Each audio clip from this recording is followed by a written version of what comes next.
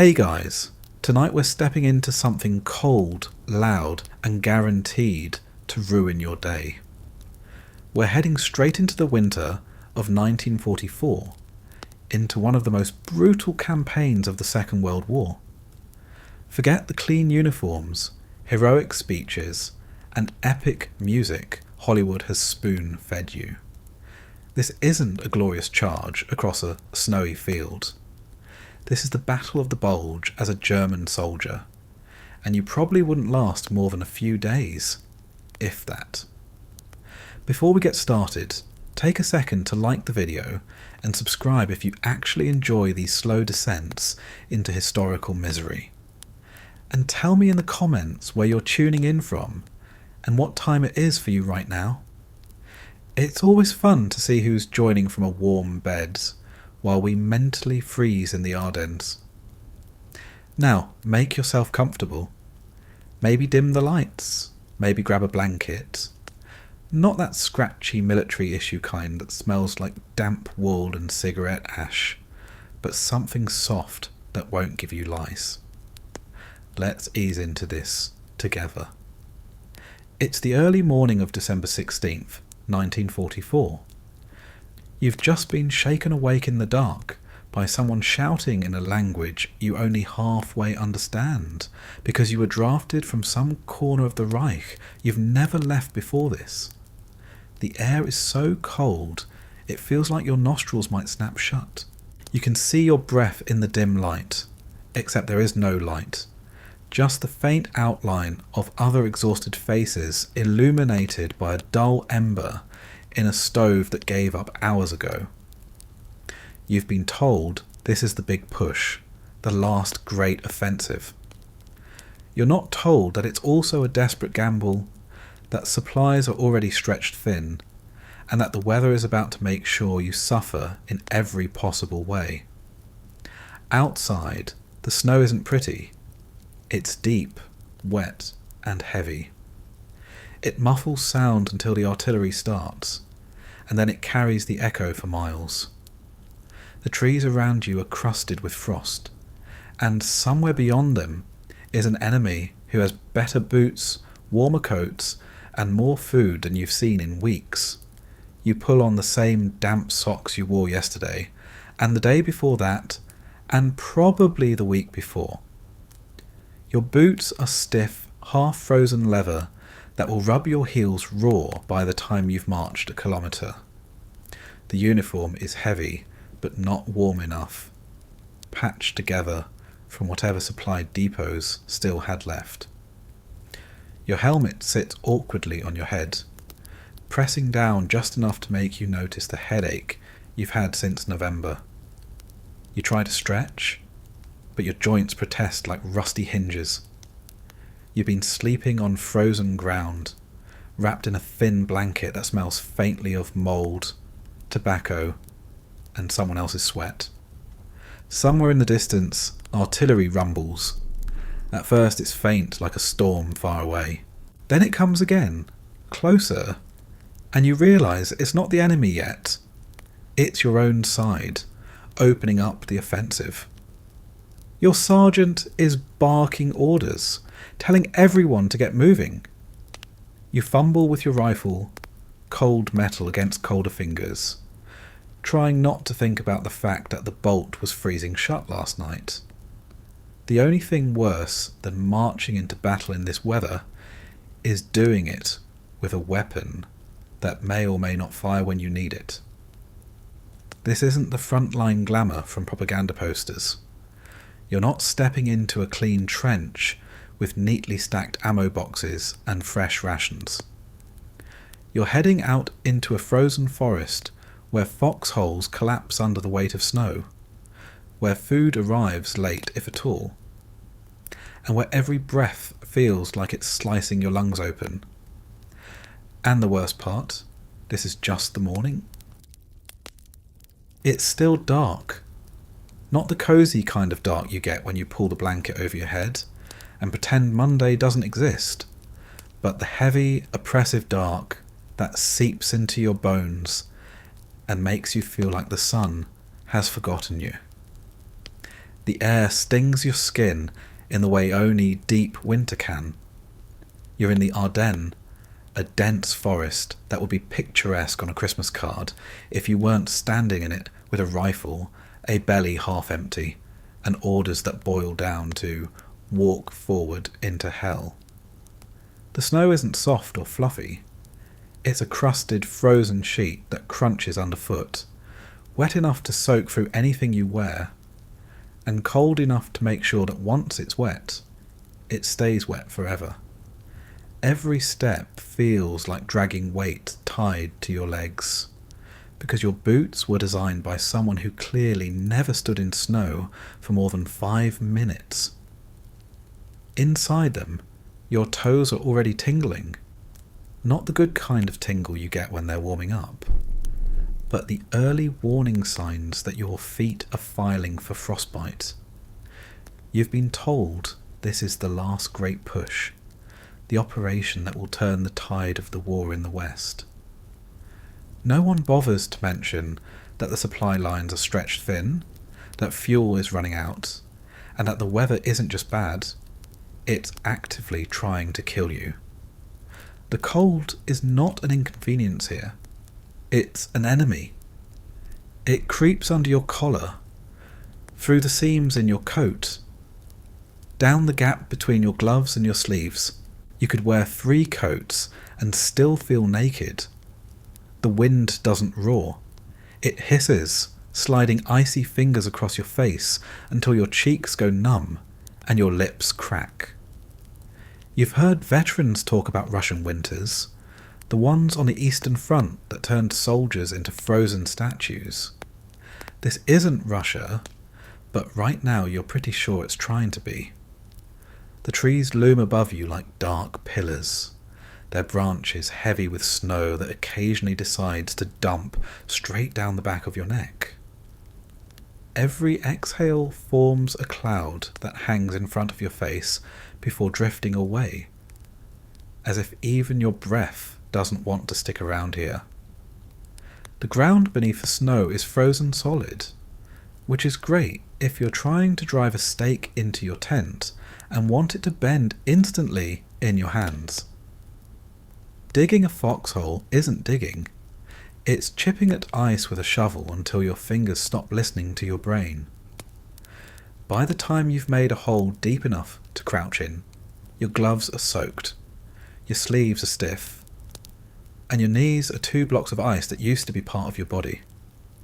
Everywhere you look, there's more white. White snow, white sky, white breath, broken only by the dark smudges of tree trunks and the grey shapes of other soldiers moving through the forest. Their faces are pale, lips blue, eyes half closed against the wind. No one talks much. Conversation wastes heat. The only sounds are boots crunching in the snow, the distant thud of artillery, and the occasional curse when someone slips and lands hard enough to feel it through the layers. You try to flex your fingers, but the cold makes them clumsy. The rifle you're carrying feels heavier than it should, the metal so cold you're half afraid it will rip the skin off your palm if you touch it without gloves. You've heard that weapons seize up in this weather, that bolts freeze shut, and you can't stop thinking about what will happen if yours does at the wrong moment. You can smell the smoke from a field stove somewhere ahead, a thin ribbon of warmth in the middle of this frozen nightmare. You think about hot food, about maybe warming your hands for a minute, but you already know that whatever's cooking won't be enough to thaw you. This cold isn't something you chase away. It's something you live inside. The officers say the snow will work in your favour, that it will slow the Americans down, hide your movements, mask your approach. Maybe they're right, but right now, it feels like it's slowing you down more than anyone else. Your legs ache from trudging through drifts. Your shoulders hurt from the weight of your gear. And every breath is a reminder that your lungs are not designed to handle air this sharp. Somewhere in the back of your mind, you're still holding on to the idea that the cold will get better if you just keep moving. But as the day drags on, the light barely changes. The sky stays the same flat grey, and the snow keeps falling in slow, relentless flakes that stick to your helmet and melt just enough to trickle down your neck. There's no escape from it. The forest is the same in every direction. White, dark, and endless. And this is only the first day. The real fighting hasn't even started yet. You didn't sign up for this. Nobody asked if you were free in mid-December to go tromping through snow with a rifle and half a loaf of stale bread. You got a letter. Maybe it arrived at your family's apartment in the middle of the night. An official stamp glaring from the paper like a warning sign. Maybe someone in a uniform showed up at your door and made it clear that no wasn't one of the available responses. The Reich needed bodies, and yours happened to be available. If you were already serving somewhere else, congratulations. You've just been reassigned to the front line in the west, where the air hurts your face and the enemy is well fed and heavily armed. If you were a teenager, congratulations again. You're about to become one of the last reserves, barely trained, wearing whatever uniform pieces they could scrounge up from storage. If you were older, maybe you thought you were done with soldiering. Maybe you survived the Eastern Front or were working in a factory. But now, apparently, you're just the right age to freeze again. Training, if you can call it that, was short. A few days, maybe a week, drilling with other recruits who looked just as confused and underfed as you.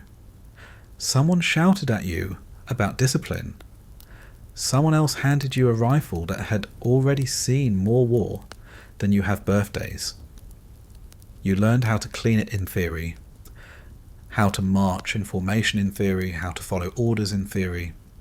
Then came the part where theory met reality. A transport truck, packed shoulder to shoulder with strangers, jolting along frozen roads toward the Ardennes. The truck smelled like damp wool, stale bread, and cigarette smoke. Nobody talked much at first. The wind cut in through gaps in the canvas, numbing your face until you couldn't feel it anymore. You could see the breath of the man across from you, his eyes sunken, his helmet too big for his head. Everyone looked tired in a way that had nothing to do with lack of sleep. When the truck stopped, you stepped out into the cold, and it hit you harder than anything you'd felt before. It wasn't just air, it was a wall of ice pressing into your lungs. The snow crunched under your boots as you looked around at a forest that seemed to swallow sound. Somewhere far off, you could hear artillery. It was hard to tell whose it was, and maybe it didn't matter. The officers barked orders, telling you where to go, who to follow, what to carry. There was no gentle introduction to the front. No one showed you to a bunk or handed you a hot drink. You were pointed toward a position and told to dig in. Your gear felt heavier with every step, the straps cutting into your shoulders. The rifle banged against your hip. Your breath came out in short, sharp bursts, already stinging your throat. Some of the men around you had been here longer. They looked at you like they'd seen this before. The new faces, the shivering, the way you keep looking around like maybe someone will say this is a mistake and send you home. They didn't bother telling you it would get easier. It wouldn't. The cold wasn't going anywhere. The food wasn't going to get better. And the enemy wasn't going to get less determined. You were just another body in the line now. Another rifle in the snow.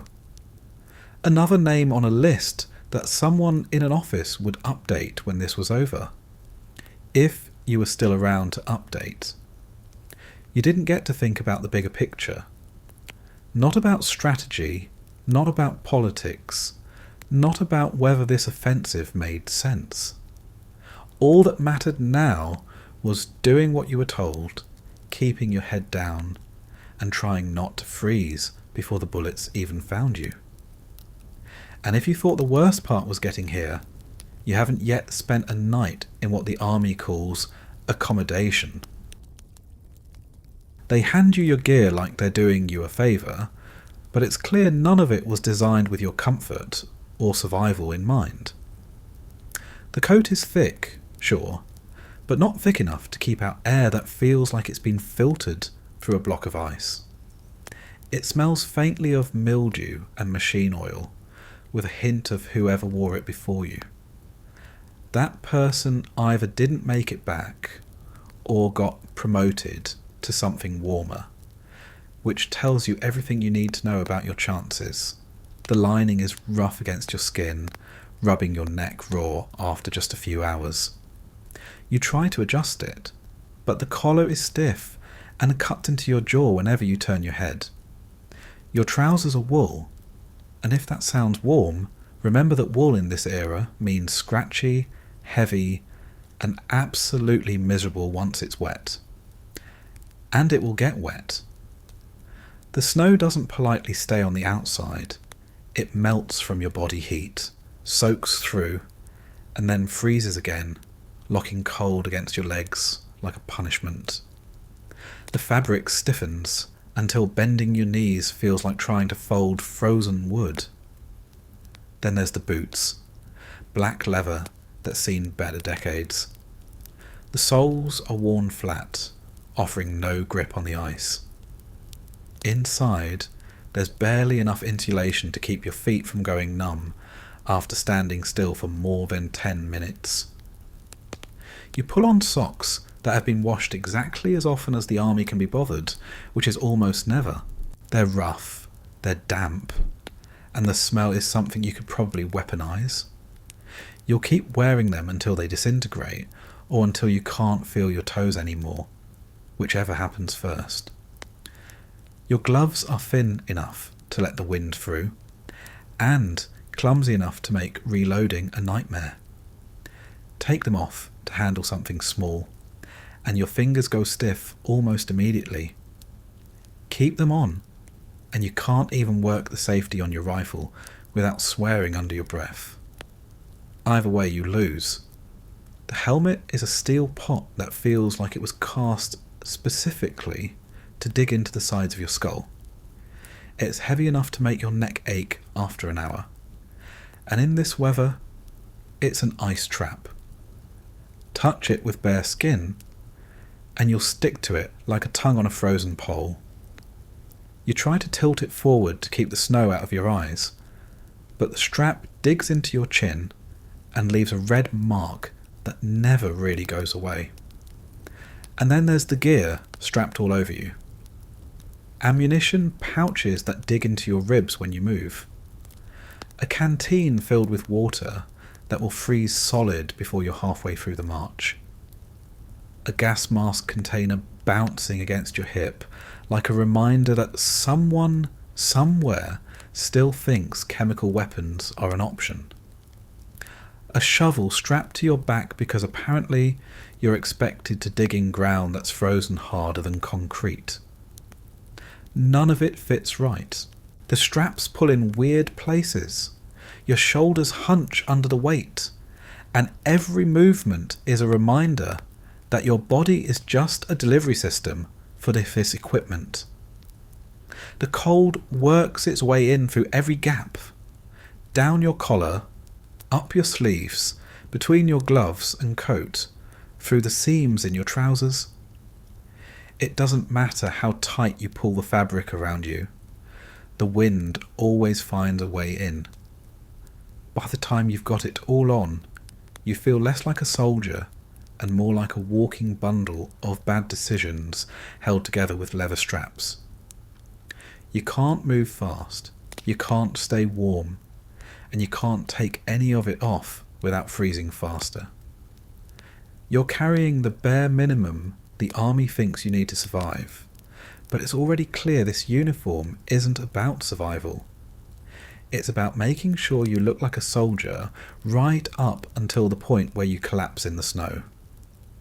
And now that you're dressed for the part, it's time to see how your day really starts. Not with a whistle or a friendly wake-up, but with the kind of alarm clock only artillery can provide. You don't wake up in the Battle of the Bulge. You get yanked out of whatever half-conscious state you were clinging to. One moment, you're curled up in your foxhole, trying to convince yourself that shifting every 10 minutes counts as sleep, and the next, the air is being torn apart by a sound so loud it feels like your skull is vibrating. Artillery doesn't so much make noise as it makes the air hit you. It starts as a distant thud, then a rushing whoosh overhead, and finally a detonation that you feel in your ribs. Snow jumps off the ground in little clouds. The frozen walls of your hole shudder like they might collapse in on you. You blink, stunned, trying to figure out if it's your own side or the enemy. It's hard to tell when you're this close to the front. Sometimes the shells are going over you. Sometimes they're coming straight at you. And sometimes they land just close enough to make you think they have your name on them. You fumble for your helmet, which is already icy because you took it off for 5 minutes to try to warm your head. You pull it on, the chin strap snapping against your jaw, and grab your rifle. Your breath comes fast, fogging in the air, and for a moment you taste the bitter tang of cordite drifting down from somewhere upwind. The shouting starts. Orders, warnings, curses. But it's hard to make out individual words over the constant pounding.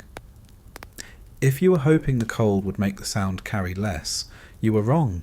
The forest turns into an echo chamber, each blast bouncing off the trees until it feels like it's coming from all directions.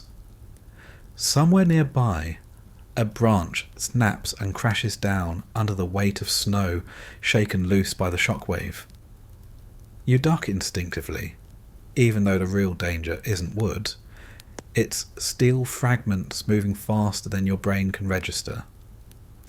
The thing about artillery is it's not a wake-up you can snooze through. Once it starts, you're awake whether you want to be or not. Your body tensed for the next blast, your ears ringing. You learn quickly that there's no rhythm to it.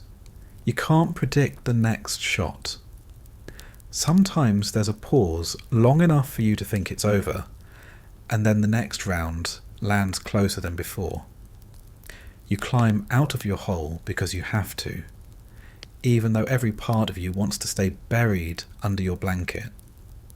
The snow is falling again, fine and steady, dusting over the churned up ground like the forest is trying to pretend nothing's happening.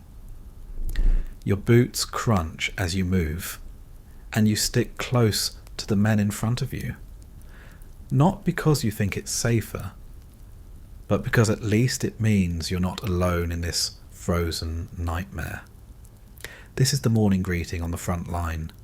No coffee, no breakfast, no gentle sunlight creeping through the window. Just high explosives announcing that your day has officially started. And the moment the shells ease off, you're sent right into the place you least want to be. The open snow between you and whatever's firing back. And that's when you remember, you don't actually live anywhere right now. You've got no barracks, no bunk, no warm stove.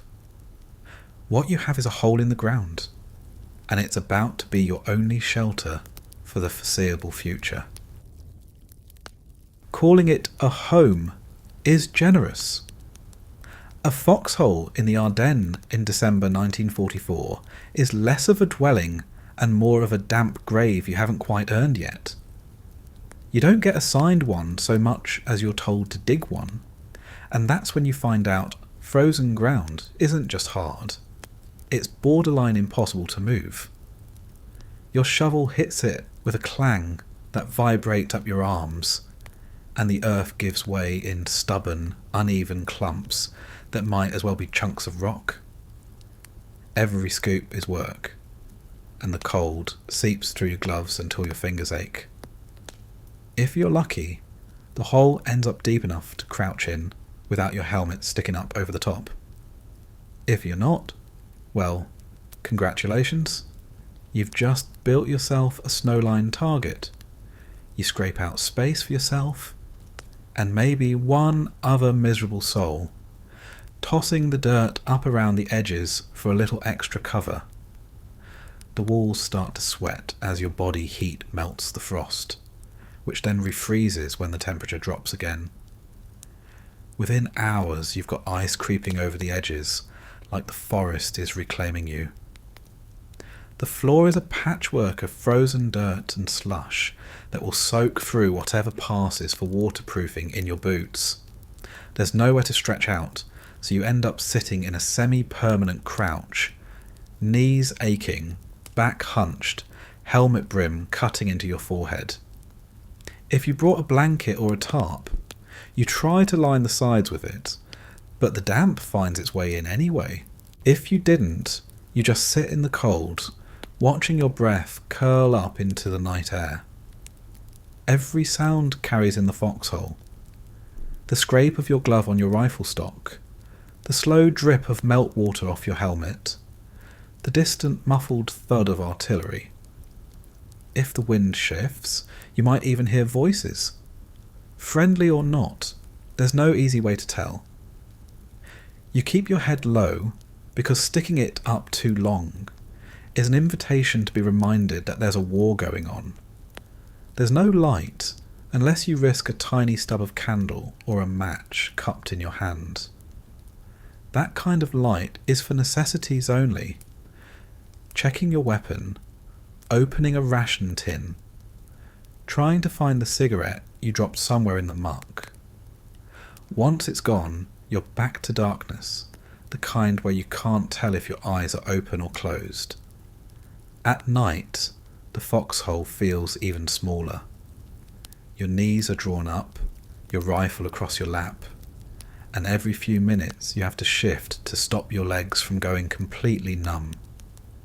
Sleep comes in short, uneven bursts, broken by the need to check your surroundings or by the simple fact that the cold doesn't let you relax enough to drift off for long. You wake up stiff, teeth chattering, and for a moment you forget where you are, until the smell of damp wool, metal, and earth pulls you right back. You might think the foxhole is safe, but safe is relative here. A nearby shell can cave in a wall or fill it with shrapnel. Heavy snow can collapse the sides, leaving you scrambling to dig yourself out. If the ground floods from melting snow, you get to spend the day standing in icy water. And if you have to leave it to move or fight, there's a good chance it won't be yours when you get back. The foxhole isn't built for comfort. It's built because there's nothing else between you and whatever's on the other side of the tree line. And while you're crouched there, shivering, you start to think about how much you'd give for something as simple as a cup of hot coffee, even the bitter, burnt kind you used to complain about. Which is when you remember that the army does technically serve breakfast out here. It's just not going to be what you were hoping for. Breakfast in the Ardennes in December 1944 isn't about taste. It isn't even about nutrition. It's about getting something into your stomach before you have to go back to standing in snow with a rifle. You wake up stiff from another half sleep in your foxhole, shift your legs just enough to get some feeling back in them, and try not to think about how cold it is outside your blanket. mostly because it's exactly the same temperature inside your blanket. The army calls it breakfast. You'd call it evidence that someone somewhere is still pretending this is organised. It arrives late, if it arrives at all, passed down the line in dented metal containers that look like they've been used in every war since 1914. If you're far forward, you're lucky to get your share before the coffee freezes on the surface. The bread is the first thing you notice. It's not fresh. Nothing out here is fresh except the air. And that's trying to kill you. This bread was baked who knows how long ago, probably in some rear area kitchen where soft isn't in the vocabulary. It's dense, dark, and hard enough that if you dropped it, you'd hear it before you saw it. You break off a piece and immediately wish you hadn't. The crust flakes in sharp edges that scrape the roof of your mouth, and the inside is chewy in a way that suggests it's not entirely finished baking. Still you chew, because the alternative is standing there on an empty stomach with a full day of marching, digging and freezing ahead of you. Sometimes there's a smear of margarine, but most days it's just dry. On lucky mornings, you might get a spoonful of jam or a thin slice of sausage, but lucky is generous. That sausage is more fat than meat, and it's been sitting out in the cold long enough to develop a crust of its own.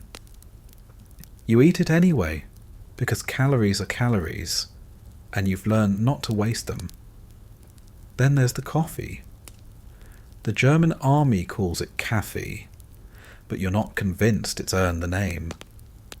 Out here, it's usually Ersatzkaffee, substitute coffee, made from roasted barley, chicory, or whatever else they could find that vaguely resembles something drinkable.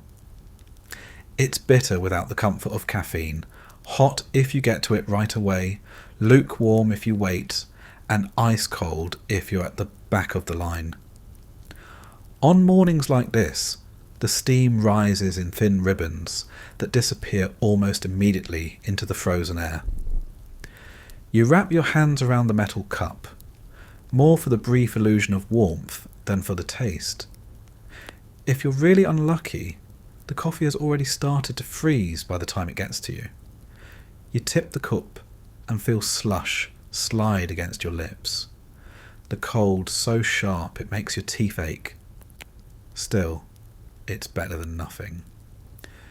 You swallow and feel the icy liquid settle in your stomach like a small, bitter stone. The dining area is wherever you're standing. Maybe the lip of your foxhole, maybe behind a tree, maybe crouched in the lee of a snowbank to block the wind. There's no table, no chairs, no quiet place to sit and savour the morning. You hold your tin cup in one hand, your bread in the other, and try not to drop either into the snow. If you do, you pick it back up and keep eating. Out here, the 5-second rule is eternal. You glance around and see the same ritual playing out up and down the line. Men huddled in their coats, shoulders up around their ears, hands bare just long enough to shovel in food before tucking them back into their gloves. Helmets tipped forward to keep the snow off their faces, eyes half lidded from exhaustion.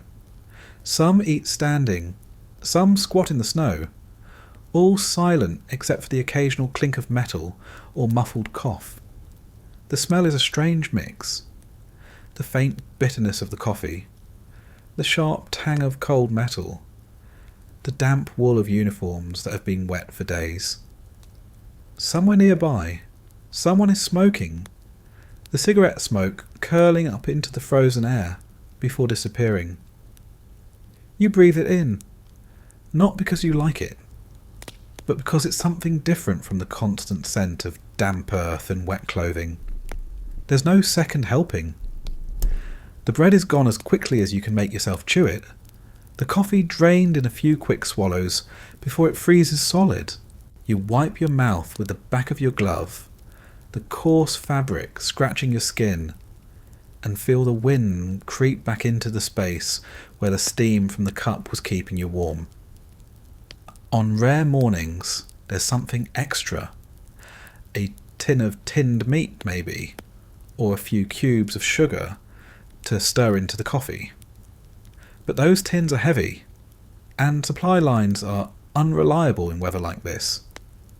More often than not, breakfast is the same as yesterday and the day before.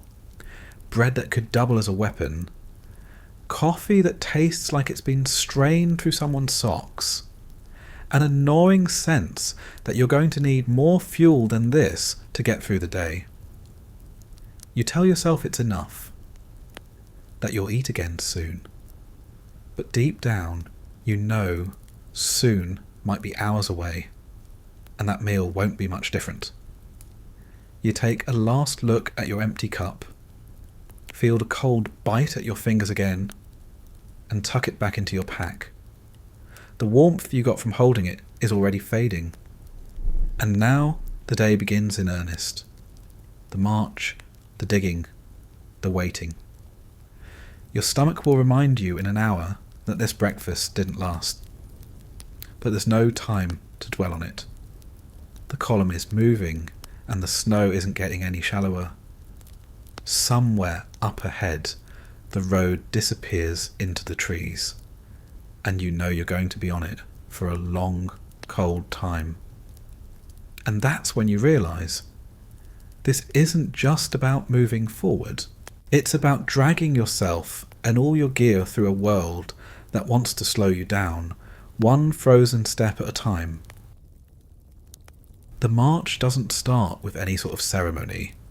There's no bugle, no dramatic order from an officer on horseback, no flag waving in the wind. It starts because the man in front of you starts walking, and the man in front of him starts walking, and then you realise you're being swept forward whether you're ready or not. You sling your rifle over your shoulder, shift the straps of your pack so they don't bite quite as hard into your collarbone, and fall in line. The snow crunches under dozens of boots in uneven rhythm, a sound that will haunt your ears long after the war is over. The first few minutes aren't so bad. You tell yourself you'll get used to it. The cold air will sting for a bit, but then you'll warm up from the movement. That's the lie you cling to. The idea that walking will make you warm. The reality is that it just makes you sweat. And in this weather, sweat is a slow-moving death sentence. Your shirt sticks to your back, damp and cold, and each gust of wind steals more heat from you than you can replace. The snow isn't the powdery kind you might remember from childhood. It's wet and heavy, clinging to your boots until each step feels like lifting a sack of sand. The road, if you can even call it that, is rutted and frozen solid, with patches of ice hiding under the snow like traps.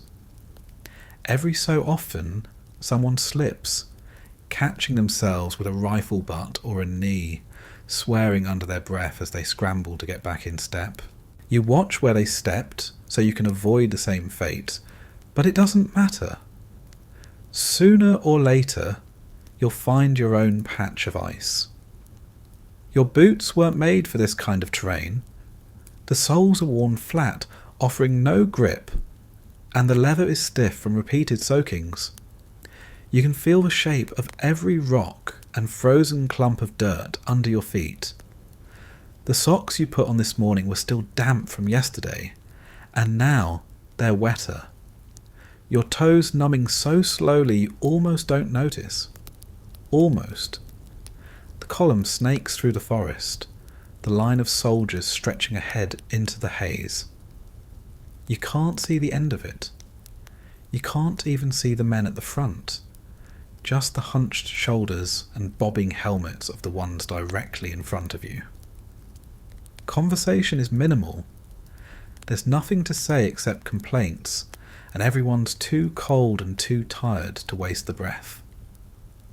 The only sounds are the crunch of snow, the occasional cough, and the distant rumble of artillery from somewhere far ahead.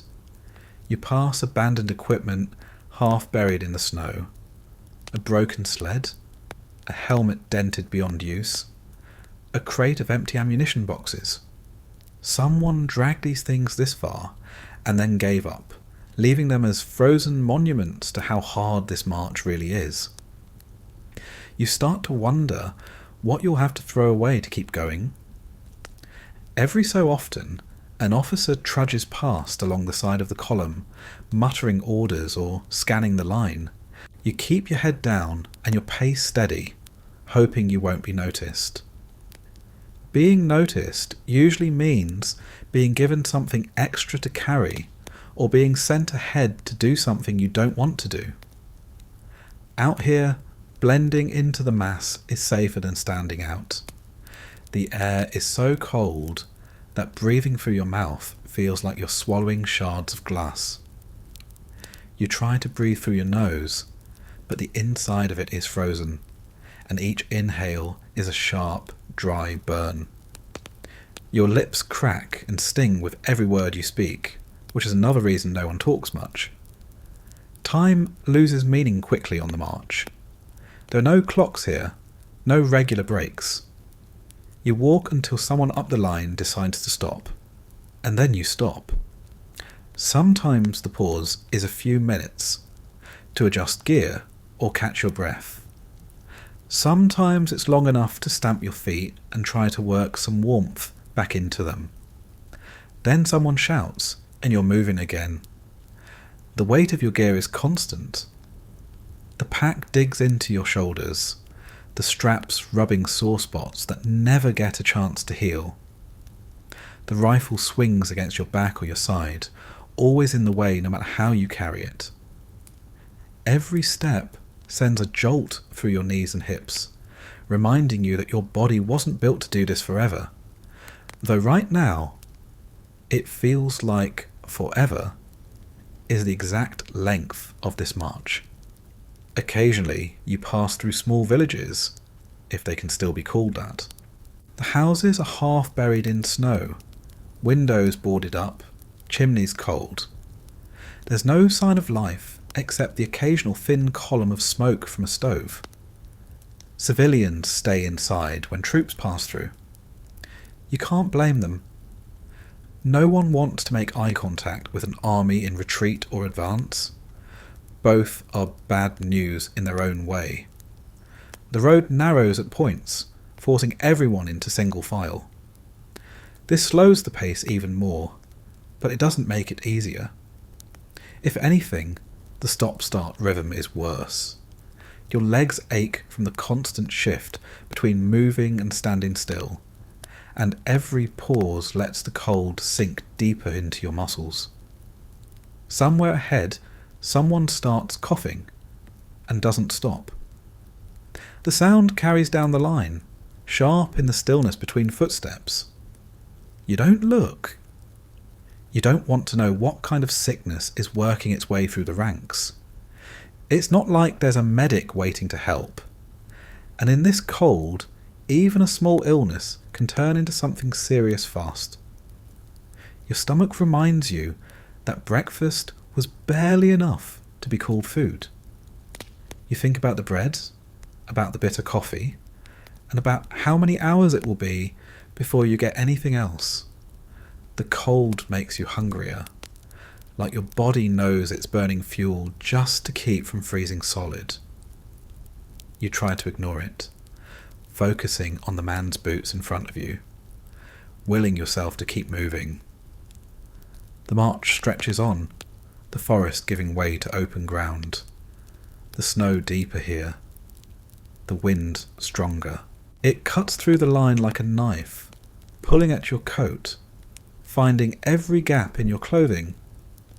You hunch your shoulders and keep your eyes down, watching your own boots disappear and reappear in the snow. At some point, you're not sure when, you stop thinking about the destination. You stop thinking about why you're marching at all. The only thing in your head is the rhythm of your steps, the sound of your breathing, and the next patch of ground in front of you. The march becomes the world, the cold becomes the air you live in, and then, finally, someone calls a halt. The line slows, bunches up, stops. You stand there, heart pounding, steam rising off your coat. You don't know how long you've been walking, but your legs feel like they might give out if you take another step. Around you, men drop their packs, lean on their rifles, and try to catch their breath. The break won't last long. It never does. And when you start moving again, it's with the knowledge that this isn't the last march. There will be another tomorrow, and another after that, until the weather, the enemy, or your own body decides you've had enough. For now, you've got maybe a few minutes to rest, which is just enough time to notice that the snow isn't your only enemy out here. The sky above you is heavy, with more to come, and the wind is picking up. The weather has its own plans, and none of them involve making your life easier. The enemy isn't always wearing a different uniform. Out here, in the Ardennes in December 1944, the thing most likely to ruin your day isn't a bullet, it's the air itself. The weather doesn't just exist around you. It presses in on you from every direction, works its way into every gap in your clothing, and steals the heat out of your body like it's been ordered to. You can't see it coming, you can't shoot at it, and you can't hide from it. You just live in it, and hope it doesn't kill you before the actual fighting does. The cold here isn't the same as the cold you remember from home. It's not the brisk chill of a winter morning or the crisp air before snow. It's the kind of cold that makes the inside of your nose freeze shut when you inhale, that turns your breath into ice on the scarf you don't have, and that leaves your fingers aching even when they're jammed deep into your gloves. It creeps up from the ground, through your boots until your feet feel like someone replaced them with blocks of wood. It comes down from the air until the skin on your face stings, and your ears feel like they're being sliced open. Frostbite isn't an abstract idea here. It's something you can see happening to the men around you. Ears going pale and waxy, fingertips turning stiff and grey. You start to check your own skin without even thinking about it, rubbing your hands together, shifting your weight from one foot to the other, flexing your toes inside your boots. You know the signs, and you know how quickly it can happen if you stop paying attention. The snow never really stops. Sometimes it's a light dusting, sometimes it's heavy flakes that pile up fast, but it's always there, in the air or on the ground. It settles on your helmet and melts just enough to run down the back of your neck. It works its way into your coat and your trousers until you're sitting in wet fabric that never dries. When the wind picks up, it blows straight into your face, stinging your skin and blinding you until you have to turn your head just to breathe.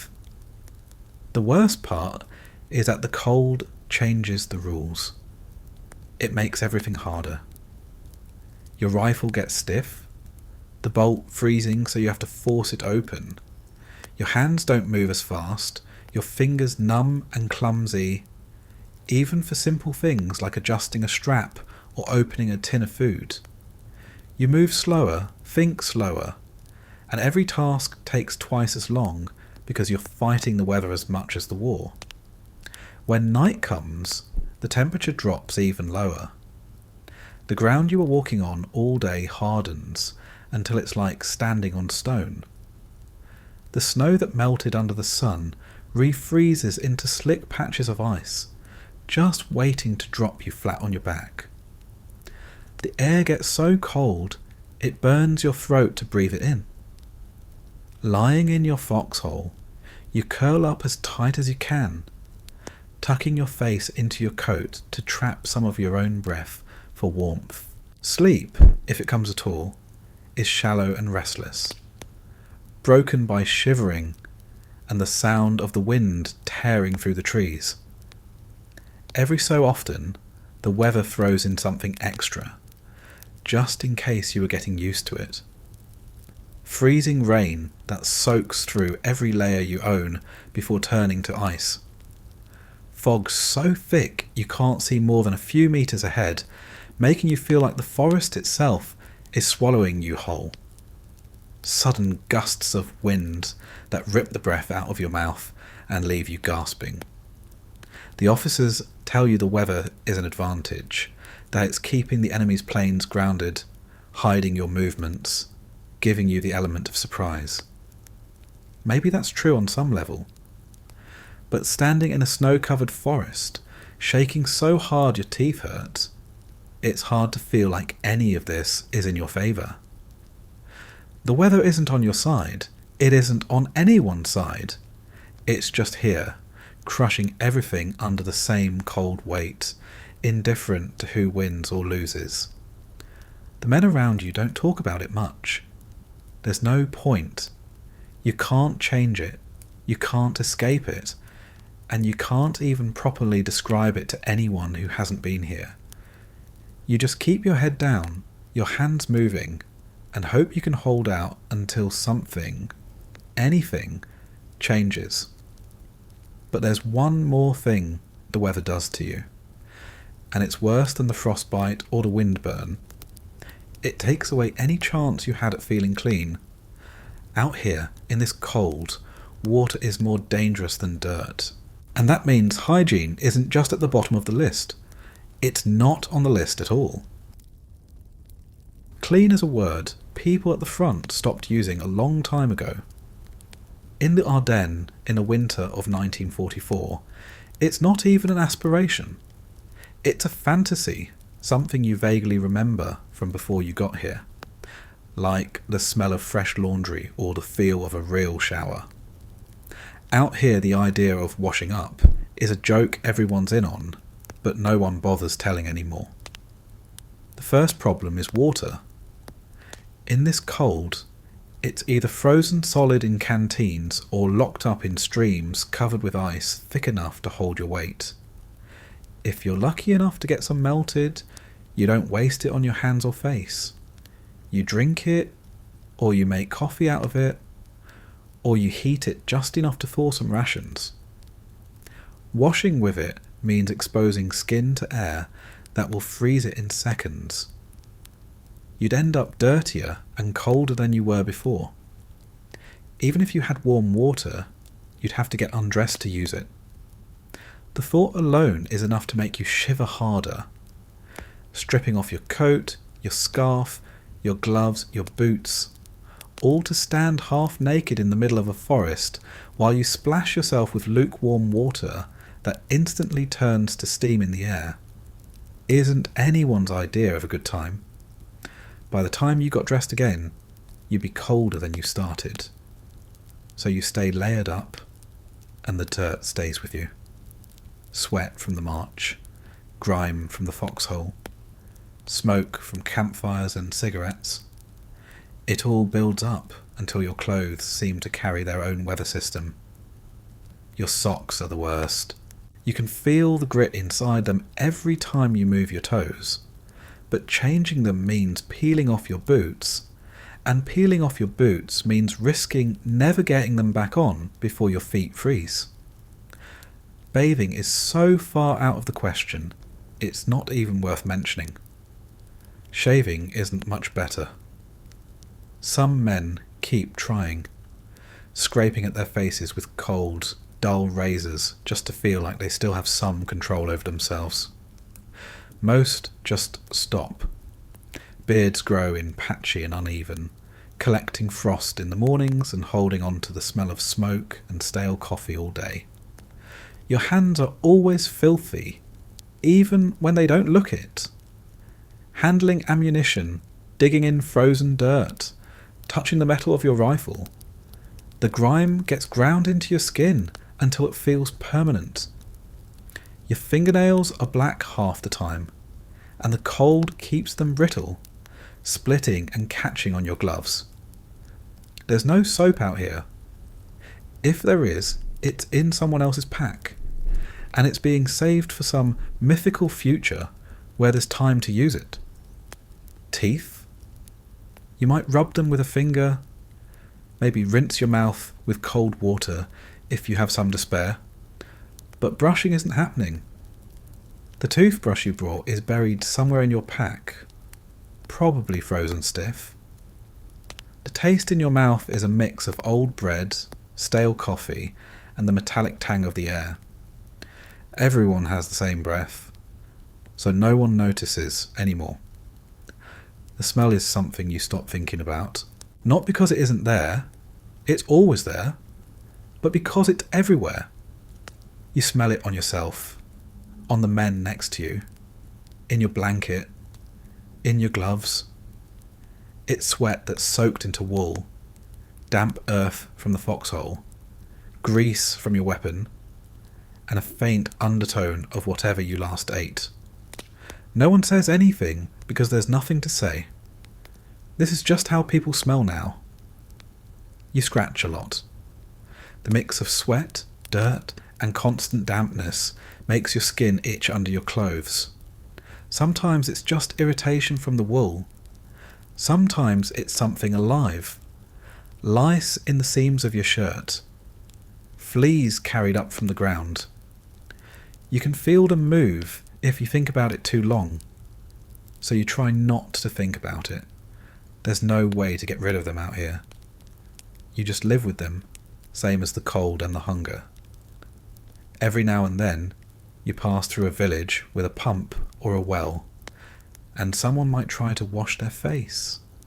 The water is freezing, the pump handle colder than the air, and the splash burns your skin like it's scalding instead of icy. You dry off with whatever cloth you can find, a scarf, the inside of your coat, and for a minute you feel a little fresher. Then the wind hits you again, and you're right back where you started. By now, you've stopped thinking about clean as a goal. You focus on dry, because dry at least keeps you alive. Your body will survive dirt, it won't survive wet skin in this weather. So you live in the same clothes for days, maybe weeks, and the layer of grime becomes just another part of your uniform. And even if you could scrub yourself down, it wouldn't matter much. You'd still be out here in the same frozen forest, breathing the same bitter air, and crawling back into the same foxhole. The war doesn't pause for you to feel human again. If anything, it's just getting louder. And the sounds that wake you now aren't coming from the weather. They're coming from the men trying to kill you on the other side of the trees. Silence doesn't exist here. The Ardennes in December 1944 has a constant background noise, and it's not wind in the trees or the soft patter of falling snow. It's sharp, violent, and impossible to tune out. You don't even notice when it starts anymore. It's just always there, like breathing, except louder and more unpredictable. It begins most mornings before you're even fully awake. A rifle crack in the distance that snaps you out of the half-sleep you've been clinging to. Sometimes it's a single shot, a sharp punctuation in the cold air, and you tell yourself it's nothing, just a nervous trigger finger or someone sighting in. But then another comes, and another, and soon it's rolling in from different directions, bouncing between the trees in uneven bursts. Rifle fire is bad enough, but machine guns are worse. They don't just sound, they tear. The rattle is fast and hard, like someone's ripping cloth apart next to your ear. Only the cloth is the air, and the air is full of metal. Each burst seems to echo forever in the forest, making it impossible to tell exactly where it's coming from. You drop your head lower in the foxhole without thinking, as if the ground can absorb the sound along with the bullets. Then there's the artillery. You can't see it most of the time, but you feel it. A deep thump from somewhere miles away, a rushing whistle overhead, and then the blast. The kind that shakes the ground under you and sends loose snow drifting down from the branches above. Sometimes it's far enough that it's just a muffled thud. Sometimes it's close enough that you hear fragments slicing through the trees afterward, snapping twigs and clattering against trunks. The mortars are more immediate. They have a shorter arc, a quicker whistle, and the unnerving ability to land anywhere. The first one makes you flinch. The second one makes you drop flat. By the third, you're already pressing your face into the dirt, hoping the hole you're in is deep enough. All of this is layered with voices, shouting in German, shouting in English, sometimes in other languages you can't place. Orders barked across the line, warnings screamed without pause for breath. Men yelling for medics or for someone to move up or to get down. The words blur together after a while, but the tone is always the same. Urgent, panicked, raw. And then there are the sounds you don't talk about. The ones that don't come from weapons. A sudden, sharp scream from somewhere nearby that rises and then cuts off. The low, ragged moan of someone hit but still alive. The gasping, desperate cries for water, or for a mother, or for someone, anyone, to help. Those are the ones that stay with you, even when the gunfire fades. You learn quickly that the sound doesn't stop just because the fight pauses. There's always someone firing somewhere, always a patrol running into trouble, always a distant skirmish echoing over the snow. The forest becomes a chamber for these noises, carrying them for miles, so that even when you're not under direct fire, you can't escape the reminder that the war is right there, waiting. After a while, your brain starts filtering it, not in the sense that you don't hear it, but in the sense that you stop reacting to every shot. You only move when it's close, when the whistle overhead is sharp enough to make you flinch, when the voices are near enough to make out words. The rest becomes part of the landscape, like the snow and the cold and the hunger. The worst is at night. Sound travels farther in the dark, and with no light to distract you, every noise seems sharper. A single rifle crack can jolt you upright. A burst of machine gun fire can set your teeth on edge. Somewhere out there, men are moving, fighting, dying, and the darkness hides them, leaving only their sounds to remind you how close they are. You lie there, eyes open, listening to the forest breathe gunfire. You try to imagine silence, to remember what it was like before all this, but it's impossible. Out here, the soundtrack is fixed. Endless gunfire, scattered screaming, the occasional deep rumble of something bigger. It plays on a loop, day after day, night after night, until you start to wonder if you'd even notice if it stopped. And just when you think you could maybe get used to the noise, you're reminded of another constant, the slow, gnawing shortage of the things you actually need to survive it. Food, ammunition, fuel, none of it's keeping pace with what's being used up. And that means the next thing you'll be hearing is the sound of orders telling you to make do with less. The longer you're out here, the more you realise that supply line is just a polite term for maybe, if we're lucky. In the Ardennes, in the winter of 1944, nothing arrives when you need it. Nothing arrives in the amount you need, and sometimes nothing arrives at all. You could be starving, freezing, down to your last 2 rounds of ammunition, and the rear will still tell you to hold your position. It starts with the food. Breakfast is bad enough, but at least it's something. After that, it's a gamble. Lunch might be a thin slice of bread and whatever you've been carrying in your pocket, a few hard candies, a scrap of sausage if you were smart enough to save it. Dinner is whatever's left, which often means nothing. If you're near a field kitchen, you might get something warm, but that's rare. The kitchen can't get forward without risking being shelled, and even if it does, the line to get served is long enough to make you colder than when you started. Ammunition is another problem. You start out carrying what you think is a lot, pouches full and extra clips stuffed into your coat. But the battle doesn't care how much you brought. You fire when you have to, sometimes when you're told to, and the pile in your pouch gets smaller. You start thinking about each round before you fire it. Is that target worth it? Can someone else take the shot? You begin to understand the phrase running on fumes, only now it's brass and powder instead of gas. Speaking of gas, fuel for vehicles is worth more than gold out here. The tanks and trucks that made it this far are treated like rare animals. You see them parked under camouflage nets, engines cold, because moving them burns precious fuel that can't be replaced quickly. You hear officers talk about strategic reserves, but to you, it just means you're walking instead of riding.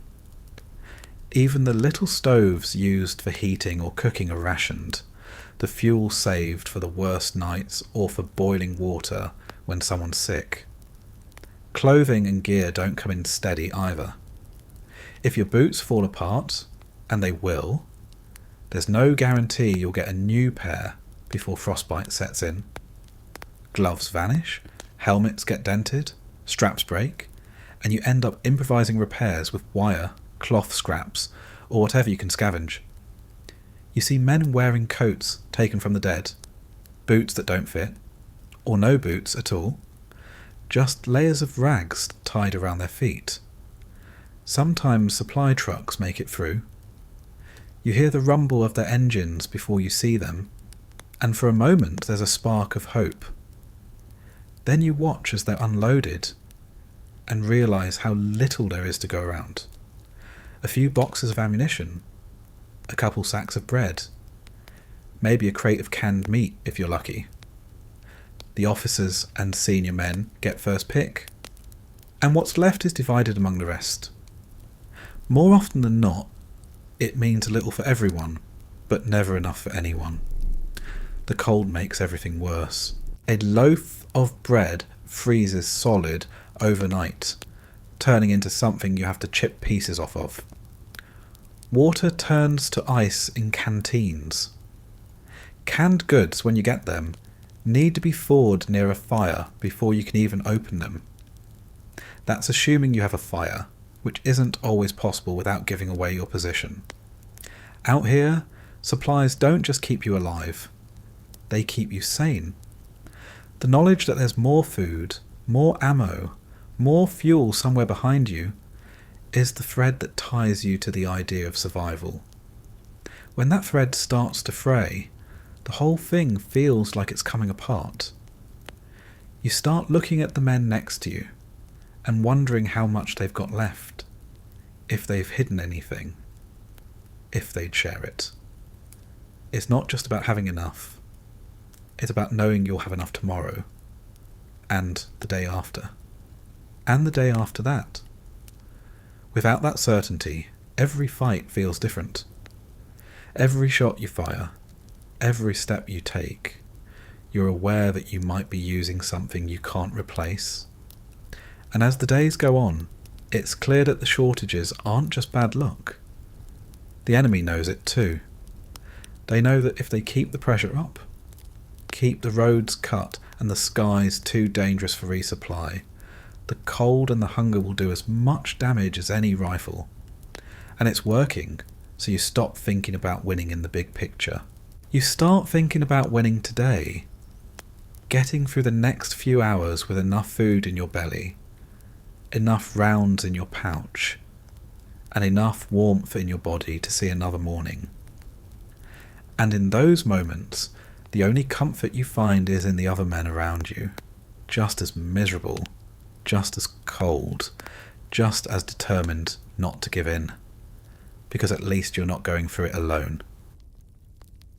If there's one thing the front line in the Ardennes does better than killing morale, it's welding it together in strange ways.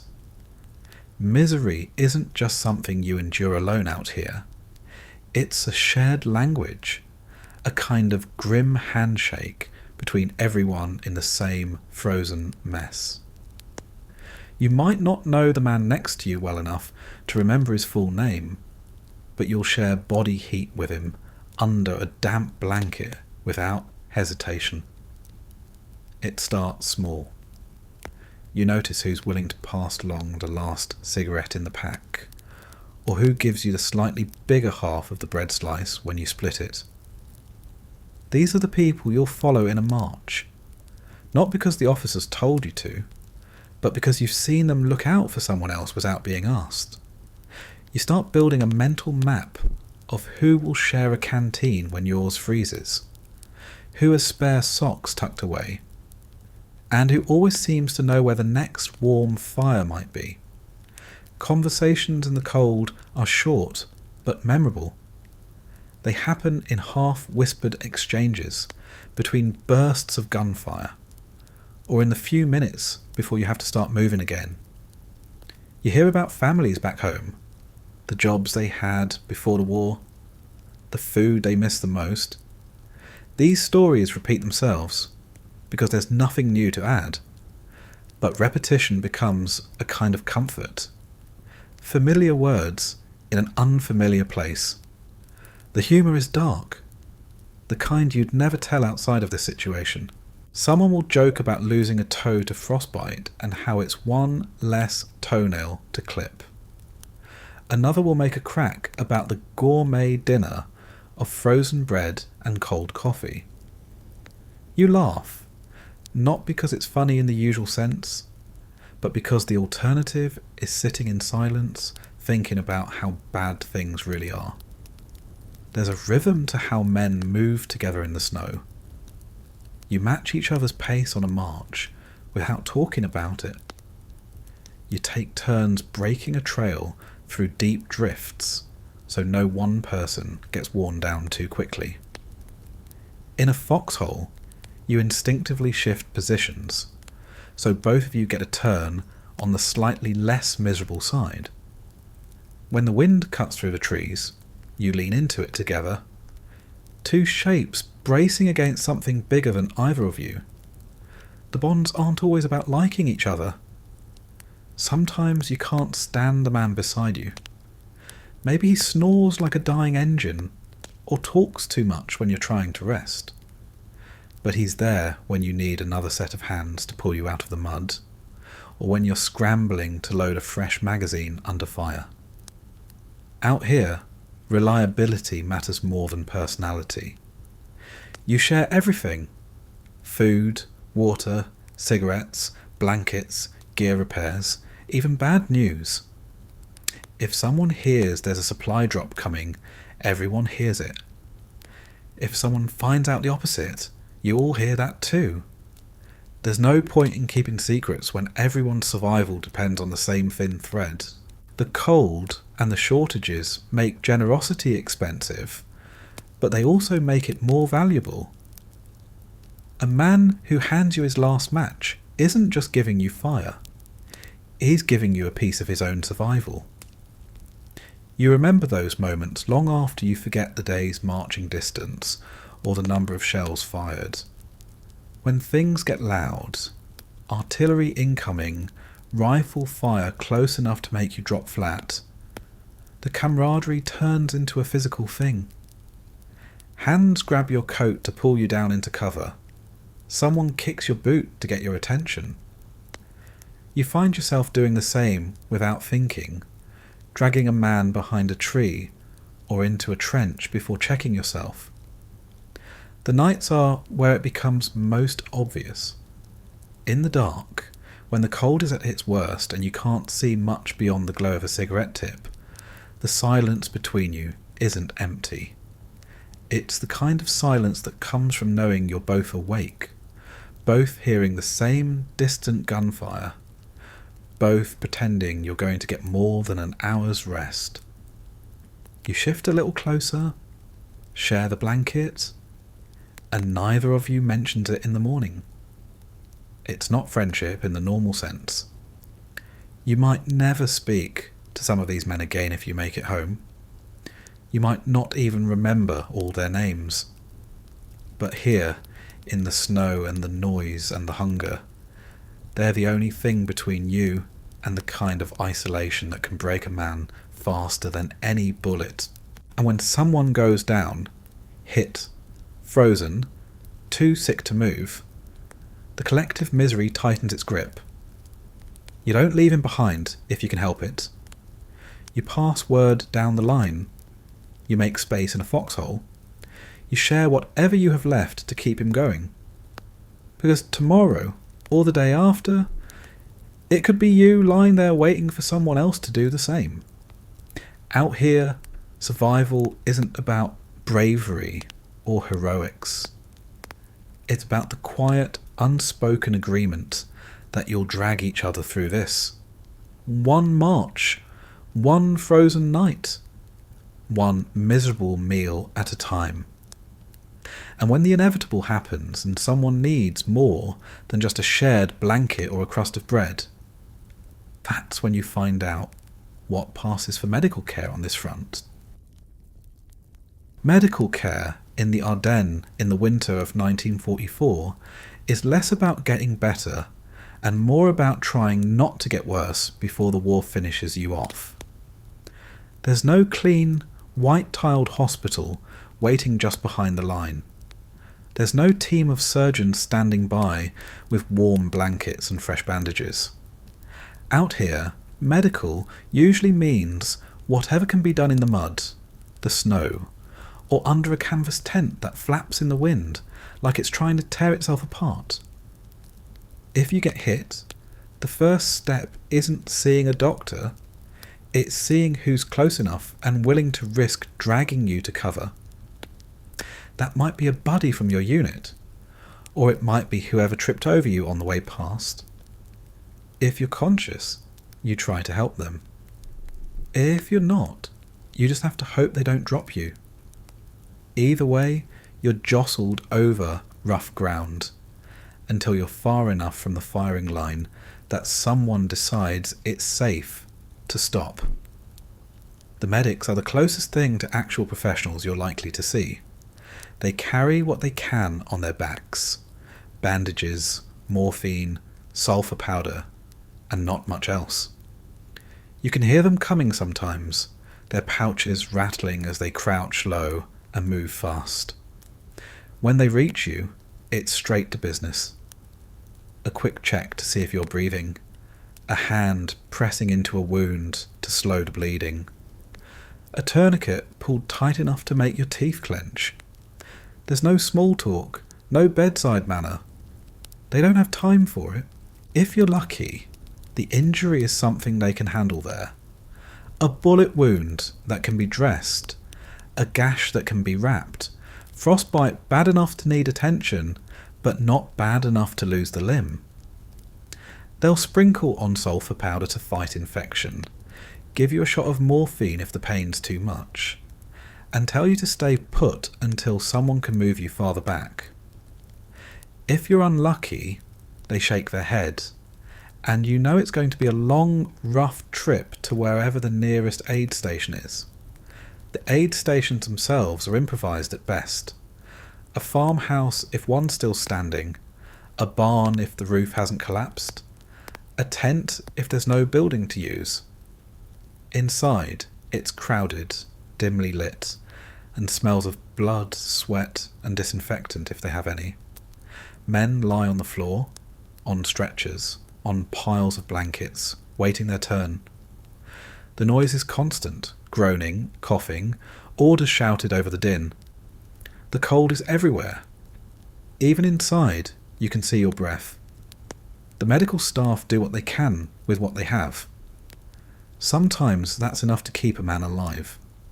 Sometimes it's just enough to make him comfortable until the end. Supplies are short here too. Not enough morphine, not enough clean bandages, not enough antibiotics to go around. If your wound is bad and there's no transport, you might be left where you are until they can find space for you. Out here that can mean hours. For frostbite cases, treatment is brutal.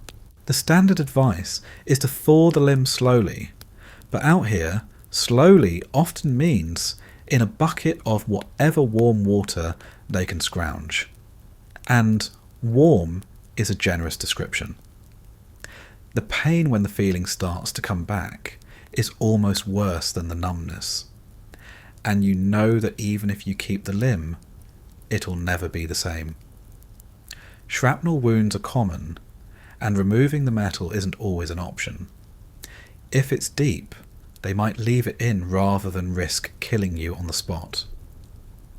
The priority is to stop the bleeding and prevent infection, and out here, prevent infection mostly means hoping the sulfur powder works. If it doesn't, there's not much to do but watch the fever climb and the wound turn angry and red. You hear about proper hospitals farther back, places with real operating rooms and doctors who aren't working by lantern light. But getting there is another battle. It means being loaded into a truck or an ambulance, if one's available, and rattling over frozen roads for hours.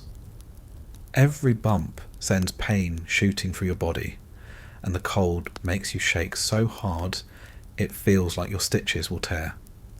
Some men don't make it that far. They fade in the back of the truck or in the corner of the aid station, wrapped in a blanket that's more for formality than warmth. There's no ceremony.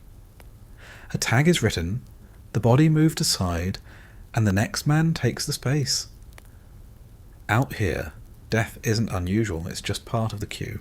Just the harsh truth is that even if you survive whatever brought you to the medic, you're not out of the fight for long. The goal isn't to heal you completely, it's to patch you up enough to send you back. The war doesn't have the luxury of letting you rest. If you can walk, if you can hold a rifle, if you can pull a trigger, you're going back to the line. And when you do, the men you left will still be there. The same faces, the same cold, the same hunger. Only now you'll have a scar or a limp. A reminder of how thin the line is between the ones who get patched up and the ones who never make it off the field. And if you thought the enemy only came in the form of cold and bullets, the next thing will prove you wrong. Because nothing drives home how fragile you are like realizing someone out there is actively trying to hit you. Enemy fire isn't an occasional event here. It's the background condition you live in. In the Ardennes, you can go from staring at a wall of silent snow to ducking for your life in the space of a heartbeat. It doesn't announce itself politely. It doesn't give you time to get ready. One moment you're standing, adjusting your pack or shaking the ice out of your gloves, and the next the air is filled with sharp, snapping cracks and the hiss of rounds cutting past. The first thing you learn is that the bullets you hear aren't the ones that will kill you. If it's close enough to make that whip-like sound past your ear, it's already gone. The dangerous ones are the ones you never hear, the ones that find you before your brain can register that you're under attack. That knowledge doesn't make you feel any better. If anything, it just makes you more aware of how little control you have. Rifle fire is bad enough, but machine gun bursts turn the air into something you can't trust. Tracers streak through the trees like burning beads on a string, and for every glowing round you can see, there are 3 you can't. You learn to keep your head low, your body pressed into whatever cover you can find, whether that's a snowbank, the side of a tree, or the shallow scrape of a foxhole. Artillery is a different kind of terror. You hear it long before you see it. The deep thump of a launch, followed by a whistling descent that seems to last forever. You don't know where it's going to land until it does, and then the ground shakes like it's trying to throw you off. The snow erupts in dirty clouds, the shockwaves slapping your body hard enough to make your teeth clack. The fragments are the real killers, jagged bits of steel screaming through the air at angles you can't predict. Mortars are worse in some ways. They're quicker, less warning, more random. A shell drops in without ceremony, and then another and another, until the entire patch of ground you're on feels like it's being chewed apart. You press yourself lower, try to become part of the earth, and wait for the rhythm to break. Sometimes it does. Sometimes it doesn't. Snipers make you paranoid. You don't see them, but you feel them watching. A helmet that stays above a ridge too long. A glint of metal in the distance. Then a single shot, precise and final. You keep your head down, not just because of the bullets you hear, but because of the ones you might never see coming. The worst is when the fire catches you in the open. Maybe you're on a march, maybe you're carrying supplies, maybe you're just moving from one patch of cover to another. Suddenly the snow around you kicks up in sharp little bursts, and you know someone out there has the range. Your body reacts before your mind does. You drop low, push forward, scramble for anything that will hide you from view. Your heart slams in your chest, your breath coming in fast clouds, and your whole focus narrows down to getting behind something solid. The sound of enemy fire is different depending on what's being shot at you, but it all has the same effect. It reminds you that every second here could be your last. You might be cold, hungry, filthy, and exhausted, but none of that will matter if you take one step in the wrong place. When the shooting stops, it's not over. You don't just stand up and stretch. You stay low, listening, waiting to see if it starts again. You check your rifle. You check the man next to you. You check the sky for any hint of what's coming next. And you keep moving, because staying still too long just makes you an easier target. Out here, you're not just fighting the weather, the hunger, and the exhaustion. You're fighting the knowledge that somewhere out there, someone you've never met, is trying their hardest to kill you, and that if they don't, the cold or the lack of supplies just might. And sometimes, the thing that could save you, a tank, a truck, anything with armour, isn't going anywhere either, because the winter has a way of killing machines just as easily as it kills men. A tank is supposed to be the kind of thing that makes you feel safer. Heavy armour, big gun, engine growling like it's ready to crush anything in its way.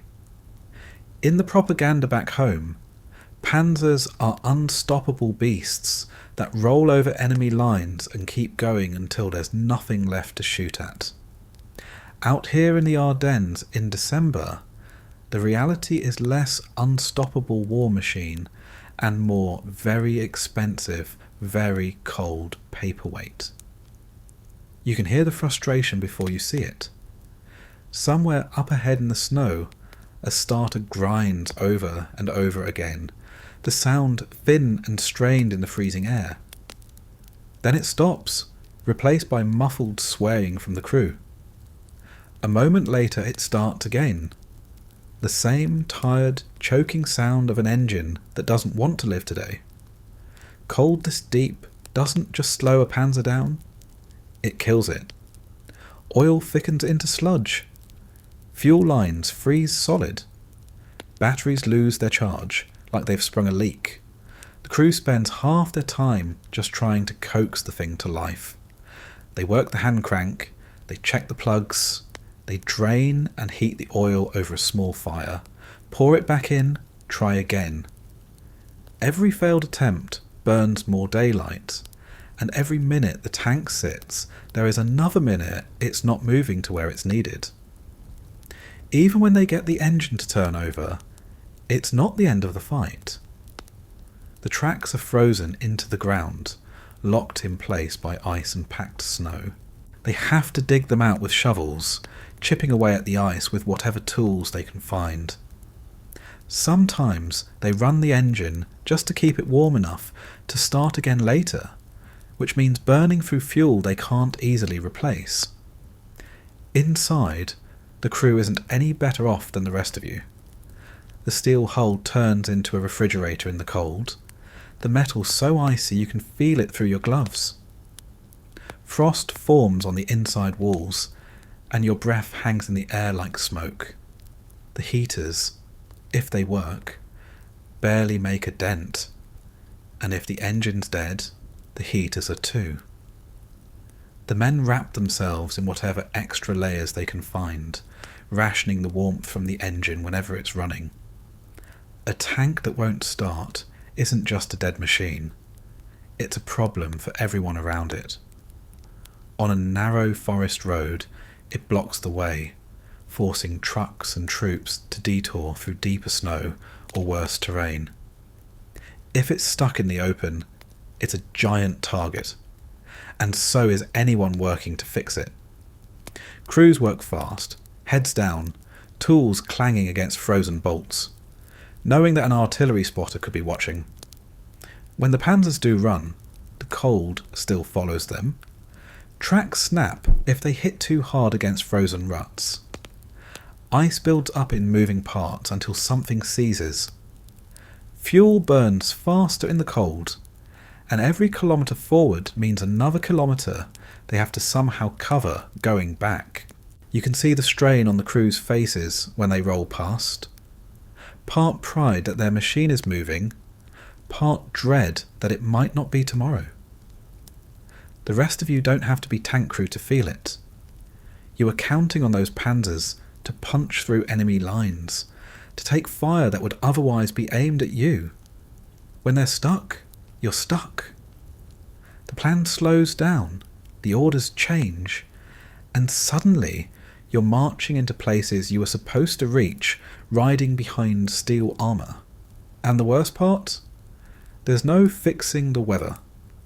No amount of training, no amount of grit, no clever bit of engineering can make a panzer immune to this cold. If it wants to die on you in the middle of a frozen forest, it will.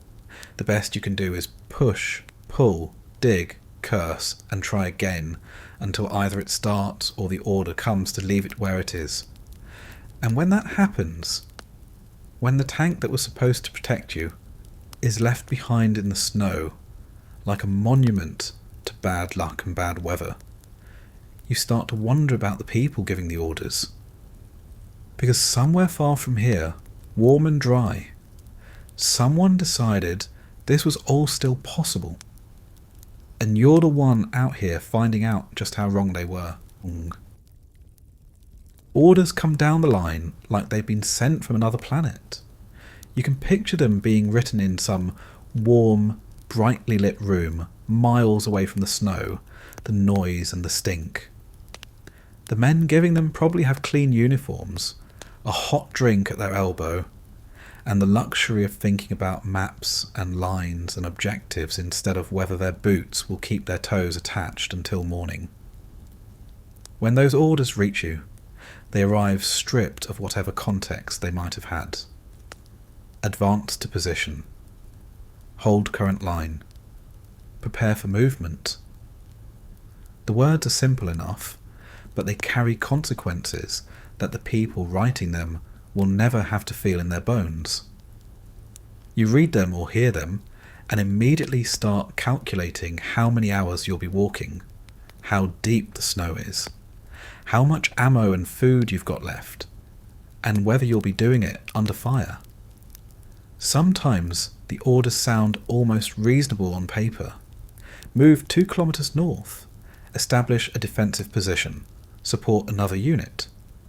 The problem is that 2 kilometres on a map doesn't look like 2 kilometres of waist-deep snow, frozen mud, and enemy fire. Defensive position could mean a fortified trench, or it could mean another shallow hole in the ground that you dig with frozen hands until your fingers stop listening to you. Support another unit might mean marching all day only to find them already gone, leaving you in a place you weren't meant to be, with no one expecting you. Other times, the orders are outright baffling. Attack through terrain you already know is mined. Hold a village that barely exists anymore.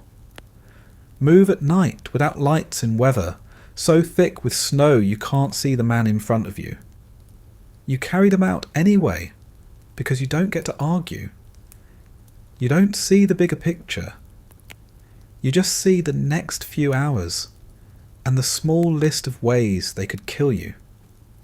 The men passing the orders along aren't the ones who wrote them, and most of them know how bad they sound. You can hear it in their tone, that mix of frustration and resignation. They're cold too, they're hungry too, and they know that hold your position often means hold until you break. But they pass them down all the same, because that's the chain you're in. What really gnaws at you is how often the orders seem disconnected from reality. You're told to move before supplies catch up, to hold with ammunition that's already low, to attack when you've just spent days without proper rest. Somewhere far away, someone is tracing a finger across a map, drawing a line where they want you to be, and never considering the fact that between here and there is a forest full of men trying to make sure you don't get there alive. It's not that you think the men giving the orders don't care. Some of them probably do. But caring from a distance doesn't stop the cold from cutting through your coat or the snow from filling your boots. It doesn't make the panzers start any faster or the supplies arrive any sooner. Caring doesn't mean much when it's wrapped in by any means necessary. Every now and then, an order will be changed or cancelled mid-march. You'll slog for hours through snow and mud only to be told to turn back. The official explanation is always something vague. Situation has changed. But what you hear is that someone far away decided to redraw the line, and all that effort, all that cold, was for nothing. And still, you keep going. Not because you believe the orders are perfect, but because the alternative, ignoring them, isn't really an option. You march, you dig, you hold, because the man next to you is doing the same. Because if you don't, you're not just disobeying someone at the desk, you're leaving your unit short one more set of hands when they can least afford it. The orders keep coming, and you keep following them even as the days blur together. And with every new one, you feel the grind a little more. Not just in your body, but in your head. Fatigue out here isn't just being tired. It's a weight that settles in behind your eyes and in your bones, and it doesn't care how strong you think you are. Fatigue here isn't the kind you shake off with a nap. It's not even the kind you drag through for a day or two before catching up on rest. In the Ardennes, in the winter of 1944, fatigue is a slow, creeping rot that works its way into every part of you until you can't tell where it stops and you begin. It starts small. A yawn you can't stifle during a march. Eyes that blur a little when you try to focus on the tree line. A moment where you forget what you were supposed to be doing until someone nudges you. At first, you tell yourself it's just from the cold or from a bad night's sleep. But the nights keep being bad, and the cold keeps being worse, and the weight in your limbs doesn't lift when the sun comes up. The front never gives you real rest.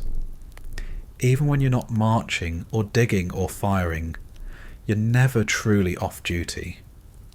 You're listening for gunfire, for footsteps, for the sound of a mortar leaving its tube.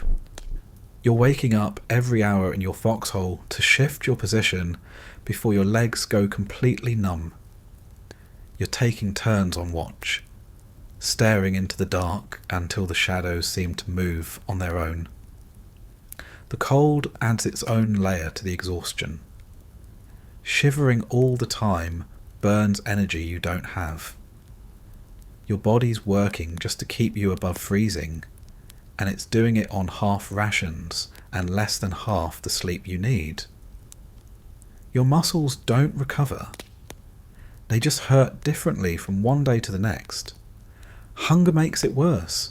When you wake up already hungry, march hungry, fight hungry, and go to sleep hungry, your body never gets the fuel it needs to pull itself back together. The bread and ersatz coffee in the morning, the occasional tin of meat, they're just enough to keep you moving, not enough to make you strong. And so the fatigue deepens because you're running on fumes all the time. The mental side creeps in more quietly. You forget what day it is. You forget how long you've been here. You start to notice that your reactions are slower. It takes you an extra second to duck when you hear incoming, an extra beat to process an order. The conversations you have are shorter, not because there's less to say, but because you don't have the energy to string the words together. Even your body language changes. In the first days, everyone stood a little taller, kept their kit strapped tight, tried to look like they were ready. Weeks in, you see men with their shoulders slumped, straps hanging loose, helmets tilted forward to hide their faces. You catch yourself doing it too. You learn to measure time by how badly you want to lie down. Morning, afternoon, night, they're all the same. The only thing that matters is when you'll get to stop moving, even if stopping just means crouching in a frozen hole while your feet go numb. And when you do lie down, it's never enough. An hour here, 2 hours there, always interrupted, always on the edge of waking. The fatigue makes you clumsy. You fumble with ammunition, drop things you can't afford to lose, trip over roots and frozen ruts you should have seen. You start making mistakes. Small ones at first, then bigger. Forgetting to check your rifle, forgetting to drink water, forgetting to look both ways before you cross an open stretch. Out here, those aren't harmless errors. They're the kind that get people killed. And yet, somehow, you keep moving. The column starts and your boots lift and you follow. You dig when you're told. You watch when it's your turn. You run when you have to. Fatigue stops being something you fight and becomes something you live with, like the cold and the hunger. You don't expect to feel rested anymore. You just hope not to feel worse. The thing is, no matter how bad the fatigue gets, it's not an excuse. Orders still come. Marches still happen. The line still needs holding. And sometimes those orders mean walking straight into a situation you already know you can't win. Because no matter how much you're breaking down, retreat isn't on the list of options. Retreat is one of those words you don't even hear out loud here. It's not written in the orders. It's not whispered around the fire. And it's not something anyone admits to thinking about. At least, not where the wrong person can hear. In the Ardennes in the winter of 1944, you move forward, you hold, or you die where you're standing. Going back isn't part of the plan. Part of it is pride. The men at the top don't want to hear that the ground they just took is being given up. Maps and reports have to show progress, not lines bending backward. Admitting you're pulling out feels like admitting you've lost, and nobody up the chain wants that on their desk. But pride isn't the only reason. Sometimes retreat really does make things worse. Roads are narrow, icy, and jammed with vehicles that can barely move even when they're pointed in the right direction. If you turn the column around, you create a moving target. A long line of men and machines packed together on predictable routes. Artillery loves that kind of target. So does the air, when the weather clears enough for enemy planes to come looking. There's also the fact that retreat means leaving something behind. A half-dug position you spent all day freezing your hands to make. Supplies you can't carry because you're already weighed down. Wounded men who can't move fast enough to keep up. Even if you want to go back, the idea of abandoning all of that and them sits like a rock in your stomach. And then there's the unspoken threat. Nobody says it outright, but you know that if you turn and run without orders, you're as good as done. Discipline here isn't just about keeping people in line, it's about making sure the line itself doesn't break. If one unit goes, the rest might follow. So the fear of being labelled a coward is almost as strong as the fear of being killed by the enemy. The irony is, holding your ground doesn't always mean holding a position worth keeping. You might be told to stay in a patch of forest that's been reduced to splintered stumps by shellfire, or a village that's nothing but rubble and frozen corpses. It might be tactically meaningless tomorrow, but today the order is to hold it, and that's what you do. The problem is that not retreating often turns into not surviving. The enemy doesn't stop pushing just because your orders say you can't fall back. They probe, they surround, they cut supply lines, and they keep the pressure on until your position becomes a trap. By the time someone higher up realises you can't hold, it's too late to get out clean. Then you're either fighting your way through or being swallowed whole. Every man out here knows that there are times when pulling back would save lives. Every man also knows that those decisions aren't theirs to make. You keep your head down, your rifle ready, and your eyes on the patch of ground in front of you, because that's what the order says. The part of your mind that wants to survive learns to stay quiet, and so you stand your ground. In the cold, in the noise, in the constant hunger, knowing that the line you're holding might not even matter in a week. The only thing that matters right now is that you're still here, and the man next to you is still here, and that between the two of you, you've got just enough strength to keep it that way. But the war doesn't care about your strength, and it doesn't give you breaks.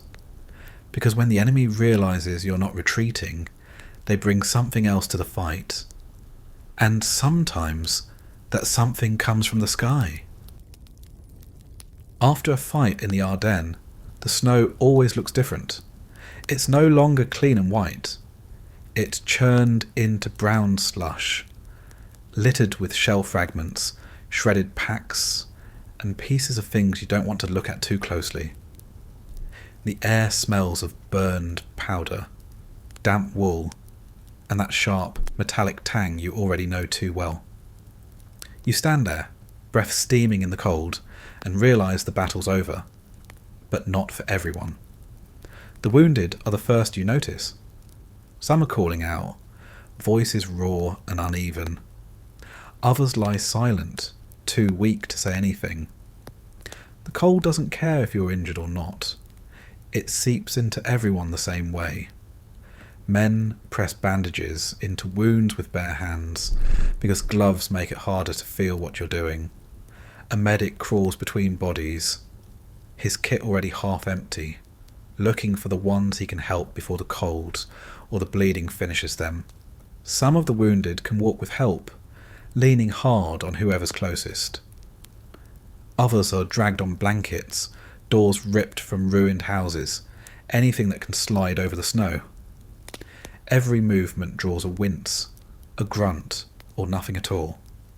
And sometimes the silence is worse. The captured are gathered in small groups under guard, weapons gone, eyes empty. Some still look defiant, others just look tired, but most have that same blank stare, like their minds are already somewhere else. They know they're headed to the rear, away from the front, but that doesn't mean safety. It means questions, maybe worse, depending on who's asking and how. Then there are the ones who won't be moving at all. You pass them without stopping, because there's no time and nothing more you can do. They're frozen in whatever position they fell, rifle still in hand, hand still clutching at a wound, face half buried in the snow. Some are men you know, others you've never seen before today. It doesn't make much difference now. The quiet after a fight isn't really quiet. You still hear the groans of the wounded, the clink of gear being collected, the sharp orders of officers trying to get things organised again. Somewhere in the distance, artillery rumbles. Not at you this time, but close enough to remind you it could be again soon. The forest creaks under its load of ice, and every so often a branch snaps, the sound sharp enough to make you flinch. There's always work to do in the aftermath. Ammunition is counted, weapons are cleaned or swapped out for ones in better shape. Foxholes are repaired, widened or abandoned for new ones. Patrols are sent out to see if the enemy is really gone or just waiting for the next push. And always there's the unspoken task of making peace with whatever you just saw. Something no one talks about, because talking about it doesn't change it. The worst part is that the aftermath doesn't last. You might think a fight buys you a pause, a chance to regroup. More often than not, it just buys you enough time to get ready for the next one. You don't know when it's coming, but you know it will. The enemy's still out there, the cold's still biting, and you're still on the same ground you were before, only now you're a little more worn down, and there are fewer of you to hold it. You look around at what's left, the wounded, the captured, the dead, and you understand why no one here talks about winning. Out here, survival is the only measure that matters. And even then, it's never guaranteed. Because you know the fight doesn't end just because the shooting does. Out here, the battle keeps going in ways you can't see. In orders, in shortages, in the endless grind forward. And soon enough, you'll be marching again, whether you're ready or not. Back home, they'll tell the story differently. The papers will talk about heroism, about daring attacks and brilliant defences, about panzers roaring through enemy lines and soldiers standing firm against impossible odds. The photos will show clean uniforms, weapons at the ready, maybe even a few smiles for the camera. The words will be big and certain: victory, courage, sacrifice. And in a way, none of that is wrong, but it's not the truth you lived. The myth is that a soldier in the Ardennes is always ready, always fierce, always part of some grand, unstoppable machine. The reality is that you've spent days without proper food, you haven't been warm since you arrived, and you've been wearing the same damp socks long enough to forget what dry feet feel like. Your rifle works because you force it to, not because it wants to. And the only reason you're still moving forward is because the men around you are doing the same. The myth says you're backed by endless supplies, with tanks and trucks ready to move at a moment's notice. The reality is that you're counting every round in your pouch, wondering if you'll have enough for the next fight, and the panzer you were supposed to follow hasn't moved in 2 days because the engine's frozen solid. Your next meal is a question mark, and the one after that doesn't even exist yet. The myth imagines battles as clean, decisive affairs. A quick exchange, an enemy pushed back, a clear line on a map showing the gain. The reality is hours or days of freezing in place, ducking behind whatever cover you can find, firing at shapes you can barely see through the trees and the snow. And when it's over, the ground is littered with the wounded, the captured, and the dead. And the only line you care about is the one you're still standing on. The myth leaves out the smells, the mix of smoke, sweat, and rot that never leaves your nose. It leaves out the constant damp, the ache in your back from sleeping in a hole, the way your hands crack and bleed from the cold. It leaves out the dark humour you and your unit trade like currency, because if you don't laugh, you might not get up the next morning. The myth turns orders into moments of clarity and purpose. The reality is orders that make no sense, drawn up far from here, sending you into places you know you can't hold, with men who are already too tired to stand straight. You follow them anyway, not because you believe in them, but because you don't have another choice. The myth makes it sound like you're part of history in the making. The reality is that most of the time you're just cold, hungry, tired, and trying not to die in a forest that feels like it goes on forever. You don't think about the grand sweep of the war.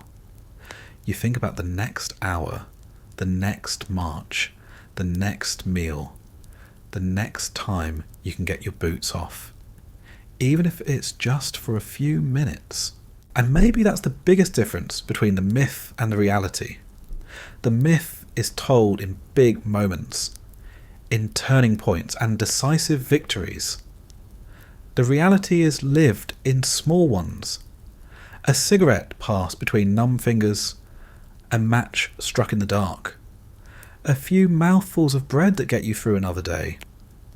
It's not the kind of thing they'll print on posters or tell in speeches. But for the men who are here, it's the only version that matters. Because when you strip away the slogans and the glory, what's left is the simple truth. You survived. Maybe not whole, maybe not the same, but you're still breathing.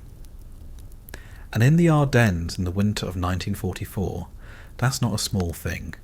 It's everything. And that's the part they'll never quite put into the books or the broadcasts. They'll write about units, movements, and outcomes. They'll measure the battle in kilometres gained and enemy losses inflicted. But you'll remember it in a different kind of measurement. In the hours you went without sleep, the days you went without feeling warm, and the number of times you thought you weren't going to see the next sunrise. When the fighting finally moves on, it doesn't feel like an ending. There's no line drawn under it, no neat point where the story closes. You pack what's left of your gear, you fall in with what's left of your unit, and you move toward whatever comes next. The snow still crunches under your boots, the cold still creeps under your coat, the hunger still knots in your stomach. Maybe someday someone will ask you what it was really like. Maybe they'll expect a story full of clean victories and stirring moments. You'll think about telling them the truth, about the cold, the noise, the shortages, the fatigue that settled into your bones and never fully left. But you'll know they probably won't understand. Not really. So you'll give them something simple. You'll say it was hard. You'll say you did what you had to. And you'll leave it at that. Because the reality isn't something you can wrap up in a neat ending.